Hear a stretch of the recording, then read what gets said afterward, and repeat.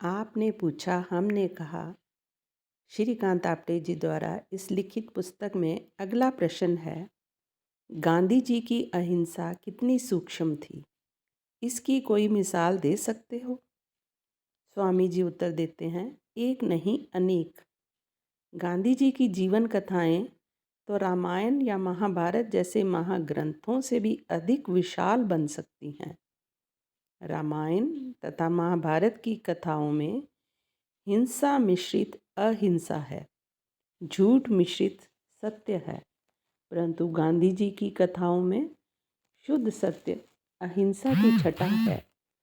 एक छोटा सा किस्सा सुन लीजिए।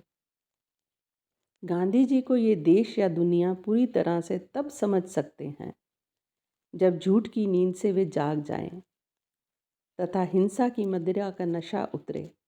गांधी जी के तत्व ज्ञान का दर्शन या अनुभव उन लोगों को नहीं हो सकता जो देह की जड़ पूजा में लगे हैं। जिनकी आत्म चेतना जागृत है, उन्हीं की समझ में आएगा। एक दिन शाम को गांधी जी ने किसी को कहा, अरे भैया, सुबह के लिए हमारे पास दातुन नहीं है, जरा ला दो। वह युवक हाथ में दराती लेकर दौड़ गया और तुरंत एक अच्छी खासी टहनी लेकर आ गया। देखकर गांधी जी बोले, कोई तुम्हें उंगली पकड़ाता है तो इसका मतलब ये नहीं कि तुम उसकी गर्दन ही उड़ा दो। देखो, एक दातुन को मैं हफ्ता भर चलाता हूँ। दातुन का ब्रश बनाकर दांत साफ कर लेता हूँ और बाद में ब्रश वाला हिस्सा काट कर और शेष दातुन को धोकर और गीले कपड़े में लपेट कर रख देता हूँ। इस प्रकार एक दातुन से 7 दिन निकल जाते हैं। हमें कुदरत की दौलत को लुटेरों की भांति नहीं लूटना चाहिए। उसमें भी चैतन्यमय प्राण होते हैं। हर वस्तु लंबी उम्र तक जीना चाहती है। हमको उतनी ही वस्तु का उपभोग करना चाहिए जितना कि जीने के लिए अति आवश्यक हो। अब ये सूक्ष्म बात उन लोगों की समझ में कैसे आएगी जो शक्ति का अहंकार रखते हैं, जिनको ताकत का उन्माद चढ़ा है। परंपरा से कत्लेआम की विचारधारा में पले हुए लोग अहिंसा के सूक्ष्म शास्त्र को कैसे समझेंगे? संसार की हर वस्तु मित्रता चाहती है, शत्रुता नहीं। 15वां प्रश्न, गांधी जी के जीवन का थोड़े में निचोड़ कहकर समझाइए। स्वामी जी कहते हैं, हाथ में चरखा, मुख में नाम, अहिंसा, हृदय में राम सत्य। गांधी यानी काम, नाम, राम का त्रिवेणी संगम, एक जीता जागता जीवन तीरथ। अगला प्रश्न, कोई ऐसा अद्भुत काम बताएं जो गांधी ने ही किया हो और किसी ने ना किया हो। स्वामी जी कहते हैं, सुनिए, दुनिया के आज तक के इतिहास में ऐसा किसी ने नहीं किया कि स्वाधीनता प्राप्ति के लिए गुलामी से छूटने के लिए तलवार को तिलांजलि दे दी। सत्य और अहिंसा के औजार लेकर, धर्म के औजार लेकर राजनीति में प्रवेश किया हो।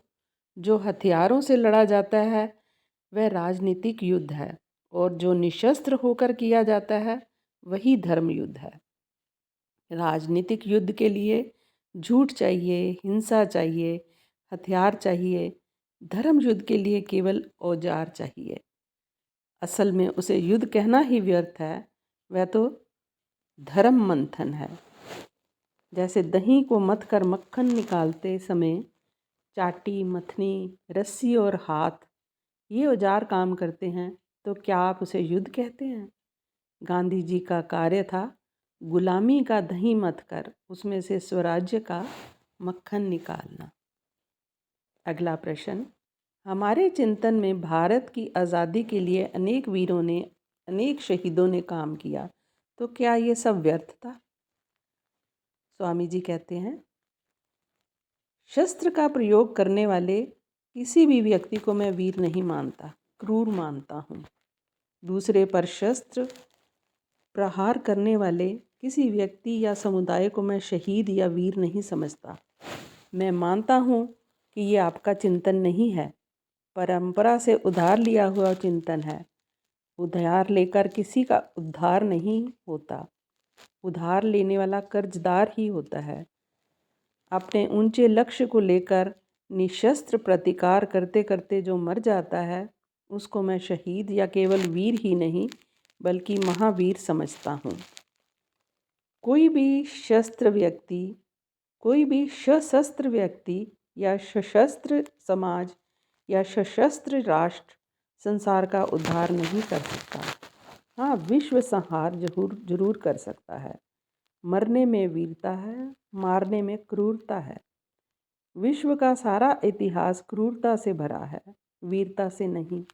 मुझे अपना स्वतंत्र चिंतन करने का पूरा पूरा ईश्वर दत्त अधिकार है। शेष प्रश्न उत्तर।